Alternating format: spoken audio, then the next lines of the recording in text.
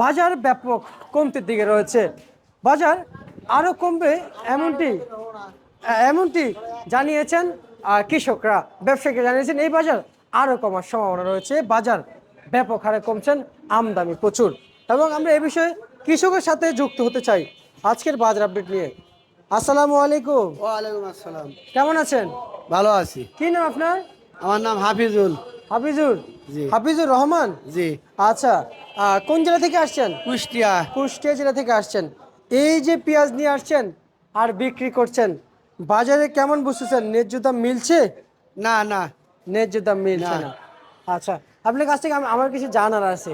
বলেন। যেমন আপনারা যে পেঁয়াজগুলো নিয়ে আসেন, হ্যাঁ। মাঠ থেকে তুলে নিয়ে আসেন, জি। এই পেঁয়াজ তো আমাদের বাংলাদেশে হয়ে যায় না? হ্যাঁ, ভরপুর হয়ে যাবে পেঁয়াজি। আচ্ছা, তখনও কি বাইরের পেঁয়াজ প্রয়োজন হয়? আমারে জ্ঞান বুদ্ধিতে এলো যে বাইরের পেঁয়াজ লাগে না। মানে আপনাদের জ্ঞান বুদ্ধি অনুযায়ী বাইরের পেঁয়াজ লাগে না? না না। আচ্ছা আচ্ছা, কেন আপনাদের কি আবাদ কি বেশি করেছেন না কম করেছেন?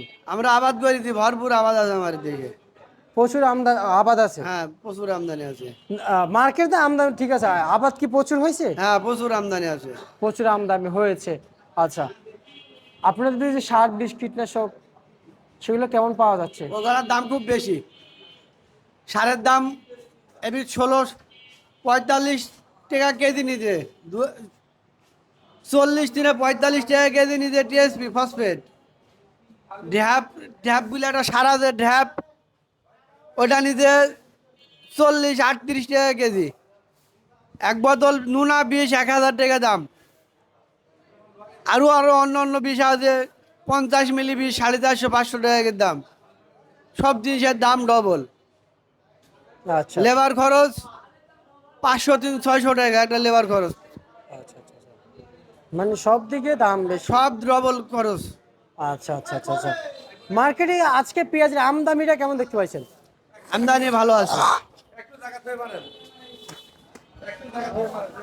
আর আপনাদের যে রসুন, রসুন কি বাজারে আছে?